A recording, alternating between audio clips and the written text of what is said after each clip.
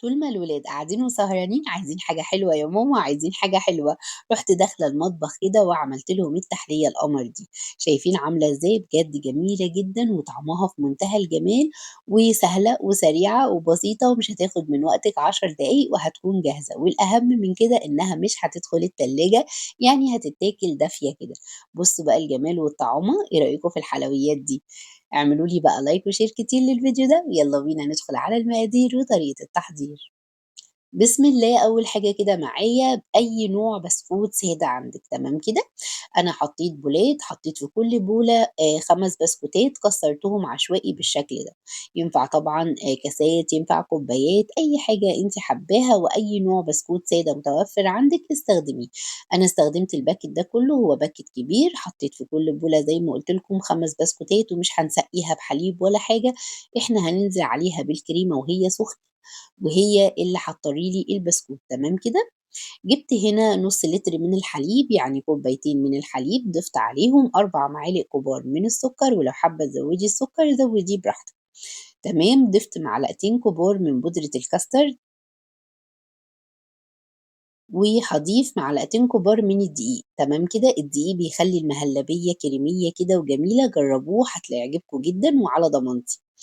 قلّبت بقى كويس جدًا على البارد، وبعد كده رفعتهم على النار لحد ما الخليط يبدأ يتقل معايا ويدّيني قوام بالشكل ده، هانزل بمعلقة كبيرة من الزبدة وشوية من الفانيليا، تمام كده؟ طبعًا لو ما عندكيش زبدة تقدري تستغني عنها أو تضيفي معلقة سمنة بلدي كده هتبقى حلوة وجميلة برضه. خلاص كده أنا هاطفّي عليها وعلى البسكوت بقى بُصّوا على طول وهي سخنة كده عشان تطرّي لي البسكوت. تمام، يبقى إحنا استغنينا عن خطوة إن إحنا نسقّي الحليب في البسكوت بخطوة المهلبية تكون سخنة ننزل عليها بالبسكوت بالشكل ده، ونغطّس بقى أي بسكوتات طلعت كده، ونساوي الطبق بتاعنا عشان البسكوتات كلّها تتشرّب كده من المهلبية بتاعتنا، لازم نغطّسها. بعد كده باجيب أي نوع فاكهة موجودة عندِك، أنا كان موجود عندي موز قطّعته شرايح بالشكل ده، وبدأت أحطّه على الوش زي ما أنتم شايفين بالشكل ده، ممكن فراولة، ممكن أي نوع موجود عندِك هتقطّعيه كده مكعبات أو دواير، وتحطّيه على الوش هيدّيكِ شكل حلو وطبعًا طعم جميل. بعد ما أخلّص بقى البولات بتاعتي بالشكل ده، ممكن كمان تنوّعي يعني نوعين فاكهة والّا حاجة، كل بولة أو كل كاس بنوع فاكهة معيّن، وبالكيوي كمان بتبقى حلوة أوي، جرّبوها بكل أنواع الفاكهة بتبقى جميلة.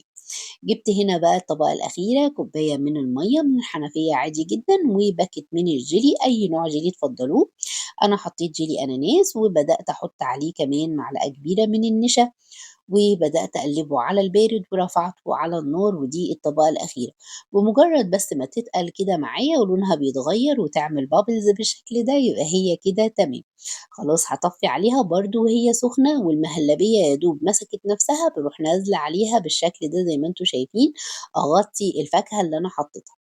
تمام، بُصّوا سهلة إزاي، سهلة وبسيطة كده ومش هتاخد معاكِ وقت خالص، بس انزلي بيها بالراحة لإن المهلبية إحنا ما دخلناهاش التلاجة ولا أي حاجة، فواحدة، واحدة عشان ما يختلطوش مع بعض. وطبعًا لو حابة تدخّليها التلاجة عادي جدًا دخّليها التلاجة وكليها ساقعة براحتك خالص، بس طبعًا عشان الجو اللي إحنا فيه ده، فهي وهي دافية كده طعمها حلو جدًا، يا دوب بس 10 دقايق وأكلناها. بُصّوا شكلها عامل إزاي، شكلها حلو جدًا، زيّنتها بشوية كريسبي أحمر كده عشان نكسر اللون، بُصّوا الجمال، شايفين عاملة إزاي، متماسكة جدًا من قبل ما ندخّلها حتى التلاجة.